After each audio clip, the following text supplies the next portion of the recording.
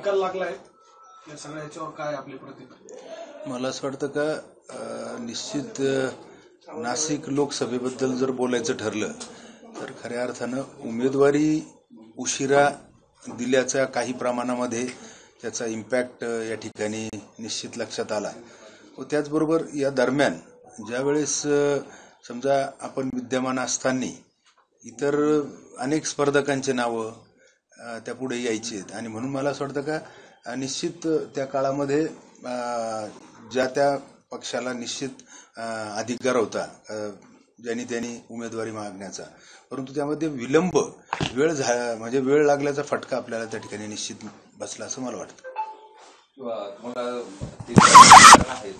सिन्नर आणि मध्ये पण खूप मोठ्या प्रमाणात देवळालीमध्ये कमी मतं मिळाली, तर काय वाटतं या ठिकाणी नेमका कोणता म्हणजे वाजे फॅक्टर नडलाय की अजून काय? नाही, आपण जर संपूर्ण राज्यभरामध्ये बघितलं तर काही प्रमाणामध्ये शेतकऱ्यांच्या धोरणासंदर्भामध्ये काही नाराजीचा विषय निश्चित होता आणि त्याची अनुभूती या निवडणुकीमध्ये निश्चित आली असं मला वाटतं.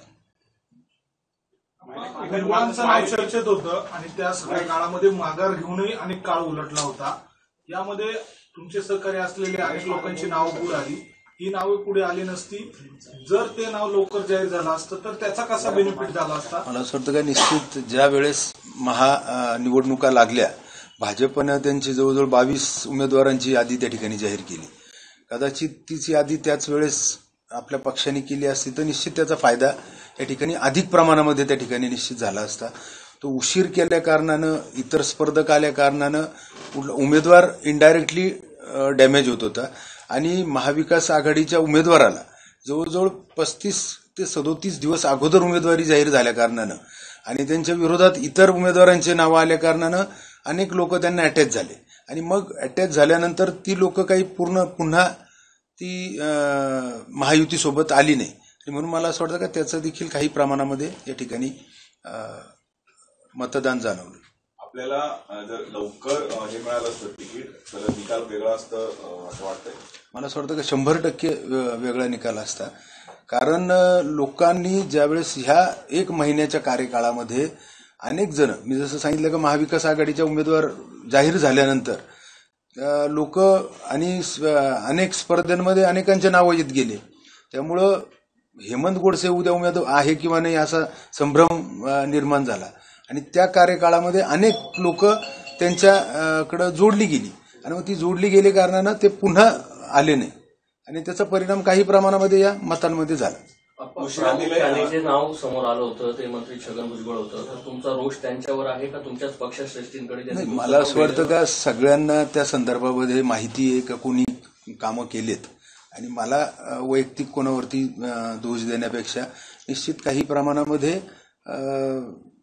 खरं तर महायुतीमध्ये भाजप असेल, महाराष्ट्र सेना असेल, शिवसेना असेल, आरपी असेल, यांनी निश्चित प्रामाणिकपणे त्या ठिकाणी प्रयत्न केले.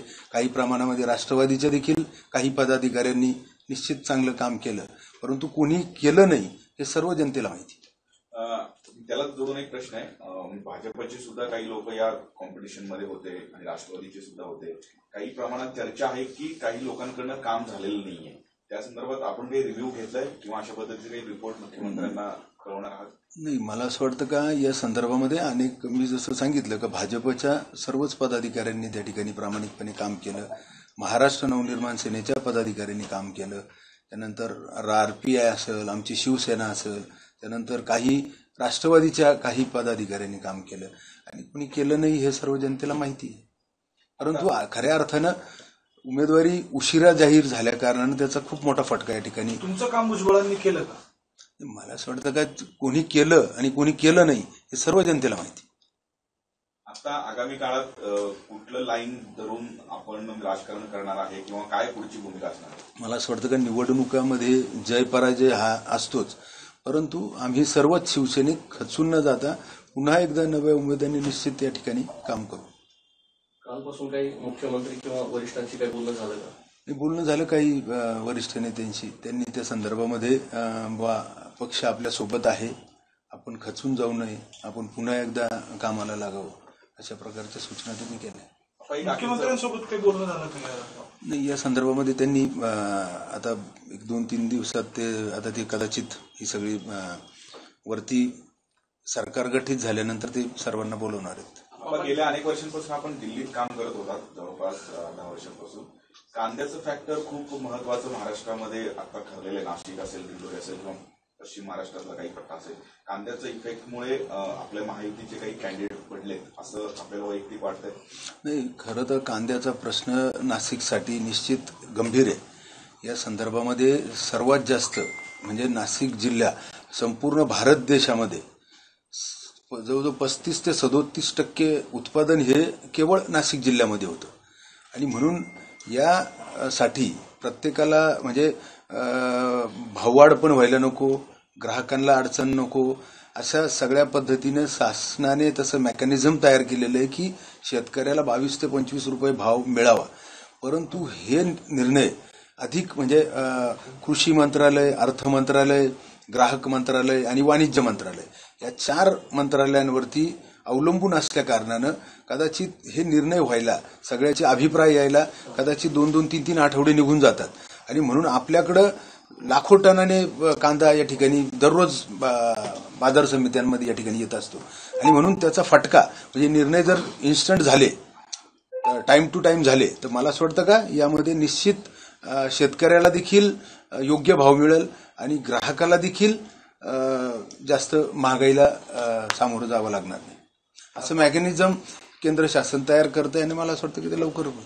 मराठवाड्यामध्ये हा प्रकार झाला की ओबीसी वर्सेस मराठा फॅक्टर खूप जोरात चालला जरांगे पाटलांनी केल्यामुळे आणि महायुतीला चांगलाच फटका देखण्यात बसला, विशेषतः भाजपला बसला. तसं उत्तर महाराष्ट्रात पण ओबीसी फॅक्टरचा फटका आपल्याला बसला असं मला वाटतं. नाही, मला असं वाटत नाही, कारण नाशिककर ही मला असं वाटतं का इथं जवळजवळ सर्व सुज्ञ जनता आहे आणि म्हणून त्या ओबीसी आणि मराठा या फॅक्टरचा काही परिणाम झाला. ही विजयाची कथा हॅट्रिक झाली असती, कितपत विश्वास होता विजय होईल म्हणून? कारण तुम्ही जसं म्हणा की जवळपास तुम्हाला 1-1.5 लाखाचा तरी लीड अपेक्षित होता. हो, तर त्याच्यामध्ये सुरुवातीला तर सर्वच वातावरण त्या ठिकाणी निश्चित पॉझिटिव्ह होतं, परंतु उमेदवारी उशीर मिळाल्या कारणाने त्याचा निश्चित त्या ठिकाणी मोठा फटका बसला. अनेक कामं तुमची प्रलंबित होती, या सगळ्या काळामध्ये निवडून आल्यानंतर तुम्ही करण्याचा मानस देखील आखला होता. आता नवनिर्वाचित खासदारांकडनं काय अपेक्षा असेल आपली आणि काय जी कामं आपल्याकडनं झालेली नाहीये ती पूर्ण करून घेण्यासाठी काय आपला प्रयत्न? मला तर असं वाटतं का नाशिकच्या विकासाच्या दृष्टीने अतिशय हा काळ, हा 5 वर्षाचा काळ खूपच विकासाच्या दृष्टीने अतिशय महत्वाचा आहे. मग त्यामध्ये सुरत चेन्नई रस्ता असेल, नाशिक पुण्याची रेल्वे लाईन असेल, त्यानंतर नाशिकची मेट्रो असेल, त्यानंतर नाशिकचा रिंग रोड असेल, त्यानंतर कसारा घाटामधले जे काही हर्डल आहे सगळ्यात मोठं सेंट्रल रेल्वेचं, तर त्यामध्ये नवीन जी काही 4थी आणि 5वी लाईन आहे ती बनवण्याच्या वेळेस जो काही टनल मोठं करून आणि जो काही आज बँकर लावावं लागतात, मला असं वाटतं का जी काही आपलं स्वप्न आहे लोकल सुरू होण्याचं, हा विषय असेल. नंतर दिल्ली मुंबई इंडस्ट्रियल कॉरिडॉर असेल, म्हणजे जी काही कनेक्टिव्हिटी, रोड इन्फ्रास्ट्रक्चर आणि इंडस्ट्रियल डेव्हलपमेंट या ज्या काही गोष्टी आहेत या निश्चित आपल्या नाशिकला येणाऱ्या या 5 वर्ष. आणि सगळ्यात महत्वाचं सिंहस्थ कुंभमेळा, आणि या सिंहस्थ कुंभमेळ्याच्या आधारावरती जो काही आराखडा तयार केला जाईल, मला असं वाटतं का सिंहस्थ कुंभमेळा आपल्या नाशिकला वरदान ठरलेलं आहे. निश्चित या काळामध्ये जर त्यांनी चांगलं लक्ष घातलं तर मला असं वाटतं का चांगल्या प्रमाणामध्ये नाशिकचं रोड इन्फ्रास्ट्रक्चर त्या ठिकाणी डेव्हलप होईल. कनेक्टिव्हिटीच्या संदर्भामध्ये तर एअर कनेक्टिव्हिटी आता आपल्याला सुरू झालेली आहे, ती अधिक अजून शहराला कशी जोडता येईल, मला असं वाटतं तो एक महत्वाचा मुद्दा, अधिक शहरांना जोडता येईल त्यासाठी प्रयत्न गेले पाहिजे. आणि त्यानंतर दिल्ली मुंबई इंडस्ट्रियल कॉरिडॉर जो काही नदी जोड प्रकल्प आहे आपलं, जे आज आपण दुष्काळ बघतोय काही प्रमाणामध्ये, आणि मग जे उल्हास बेसिन असेल किंवा वैतरणा बेसिन असेल, तिथं त्या भागातून म्हणजे शासनाने अहवाल तयार केलेला आहे का जवळजवळ त्यापैकी जवळजवळ 63 TMC पाणी आपण हे पश्चिम वाहिन्यांचं इकडे वळू शकतो, आणि तसा रिपोर्ट देखील त्या ठिकाणी केलेला आहे. निश्चित ते जर पाणी वळवण्यात आलं तर सिन्नर सारखा दुष्काळी भाग असेल त्याच्यावरती कॉन्सन्ट्रेशन करणं गरज, तो शेवटच्या टप्प्यामध्ये, आणि तो निश्चित जर आपण त्यावरती त्यांनी जर लक्ष घातलं तर आपल्याला 1-1.5 वर्षामध्ये ते काम सुरू होईल.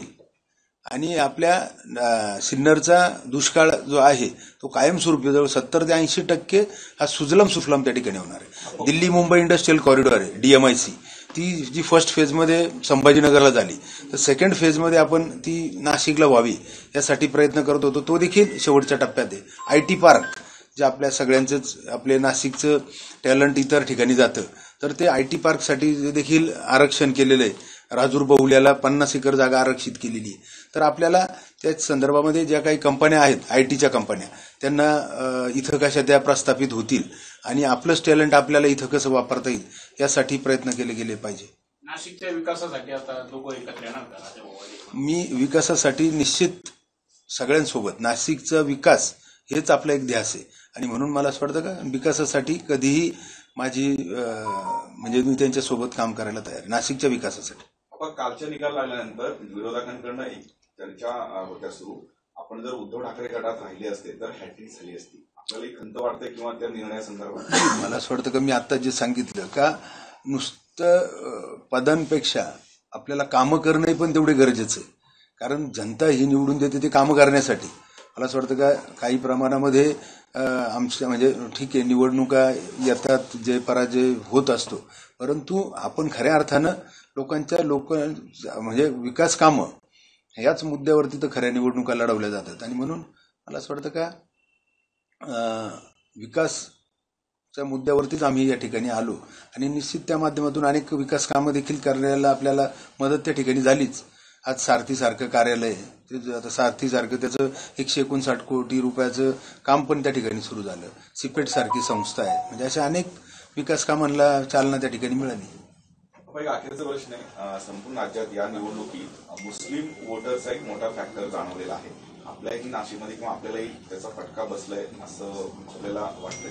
नाही, मला असं वाटतं का मुस्लिम फॅक्टर वगैरे जातीवाद मला माहीत नाही, परंतु आपण तर सातत्यानं कुठलाही माणूस आला तो कुठल्या जाती धर्माचा आहे हे न पाहता त्याचं काम काय ही प्रामाणिक भावना ठेवून कामं केलेली आणि मग मतदान कोणी कोणाला करायचं हा प्रत्येकाचा स्वतंत्र अधिकार आहे. ABP माझा, उघडा डोळे बघा नीट.